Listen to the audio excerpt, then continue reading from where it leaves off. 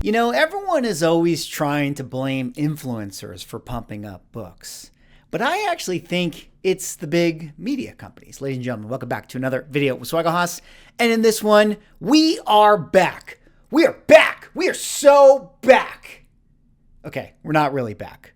But maybe we're medium back, because in this video, we have the Captain America Brave New World D23 latest trailer, as well as the Thunderbolts D23 trailer that came out just yesterday. And already the comic book market is thinking, hey, that doesn't look too bad. And because of that, now we're starting to see just a little bit of life in the comic book secondary market. So in this video, I want to do a little bit of a market report relating to these two movies, see what has been moving out there. But of course, before I get into it, if you guys could like, comment, subscribe, I appreciate it. Helps support the channel, doing those things.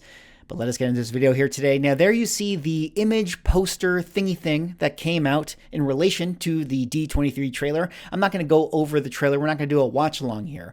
But the reason I bring up this image in particular is because this one image is responsible for the book that moved the most. As you guys, I'm sure, are well aware, this is an homage to Incredible Hulk 230. In fact, when I actually saw them post this image on comicbook.com, I thought to myself, well, we're definitely going to see that book move a lot in the comic book market. And sure enough, comicbook.com was happy to play their role in creating FOMO in the market right here, doing the side-by-side comparison, which, as you guys, I'm sure, could expect, caused us to run that sweet Benny Hill music. Now, let's not make this more overblown than it needs to be. I mean, we're talking about, 15 or 20 copies that sold on the secondary market. A decent amount, certainly more than you would see selling for this book than you would on any, normal day or normal week. But it is interesting to see that, there are still books out there that will always get hot, in relation to the trailers, even though we all know that this movie has been coming for a long time, even though we all know, like, basically at this point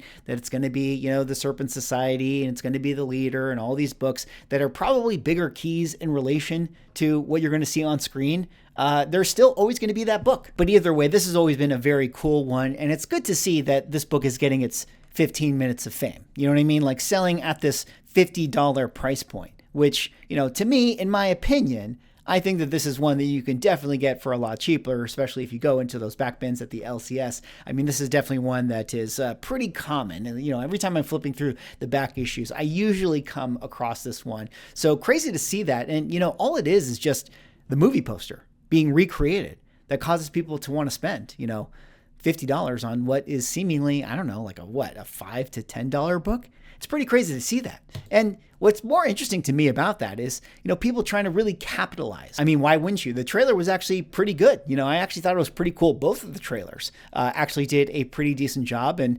I'm looking forward to watching them. I mean, I'm not necessarily convinced that we're going to be, back to the phase 1 level of the MCU. But at the same time, I'm hopeful. I will definitely go check them out. I'll definitely go watch them. And I think the last couple properties, Deadpool, Wolverine, and Agatha all along, has actually been pretty good overall. So, maybe this is actually going to be a movie that is decent. And certainly people like this person right here who is trying to sell their 9.8 is definitely hoping that that is going to be the case, because they're going for that $550 price point. I mean, that's kind of interesting to me. I mean, you look at these GPA last sales, 410 for the last time that this book really sold. I mean, and this is not necessarily a book. I mean, that is going to be one that people are often chasing in 9.8s. I mean, like, how many people specifically want this book? Like, it has to be, that cover in a 9.8 grade. Well, I can tell you, 1, 2, 3, 4, 5, 6, 7, 8. 8 people wanted it this year, which is more than, people wanted in previous years. But even them, 330, 390, 360, 398. I feel like listing it at the price that it was going for back in 2022, and I guess in 2023 it got 625. But I don't know. I feel like that's aggressive. Like, if I was somebody who owned this book in a 9.8 and we finally got to the point where, we actually have, this image being promoted out there in pop culture, I'd be trying to blow this out as fast as possible. I'd be like, $1 start, let's go. Or I'd be like, buy it now, last GPA. Get this book out of my hands and into the hands of somebody that actually wants it. But what the heck do I know? I'm just some random guy with a YouTube channel. Now I'm going to hop over to the Key Collector Comics app right here. Of course, they have it nicely set by, books related to the Captain America 4 movie. And I'm just going to scroll through just to show you guys, some of the books that, have been connected to this film. I did look up some of these other books like this one, first Joaquin Torres and Captain America 25 as, Sam Wilson taking over the mantle of Captain America. These books haven't really been selling. I mean, we already know what happened to a lot of these books, during COVID, and they've already had their, 15 minutes of fame. And so it's going to be hard for new people to want to jump onto these books. Even a book like Tales to Astonish, number 63, where we have, the leader in this film, and we all know that the leader is coming. Even this is a book that, it's going to have its audience. It's going to sell from time to time. It's still, a very, very cool key to have in your collection, but it's just not going to be one that, people are going to FOMO on in any significant way. Although, we got to talk about this book right here, which, shout out to Hulk #1 from 2008. And all you Hulk 1 collectors, this is a book that just refuses to quit. This is actually an inspiring book. Of all the times that this book has gotten hot in the market, and all the times that this is one of those books that could seemingly drop back down to, zero, it never does. It is always a book that people still want to collect to this day. I mean, if we go over to this book at GPA, we can see that the 90-day moving average has been 295, 12-month moving average has been 270, and 2023 average was 277. So the fact that this is a book that within the last 90 days is still selling for more than what this book was going for last year, I think is pretty impressive considering what we know about the comic book market, how we've been tracking all the values of books within our comic book index. This is a book that has actually been able to kind of weather the storm. This is one that people actually want to have in their collection. Maybe it's just because the cover is so great. Maybe it's because the story was awesome. I mean, let me know in the comments how you guys feel about Red Hulk overall, but one that has been able to kind of stave off the full force of the comic book correction. You guys can actually see that this is one that has actually dipped, and then ever since, that of,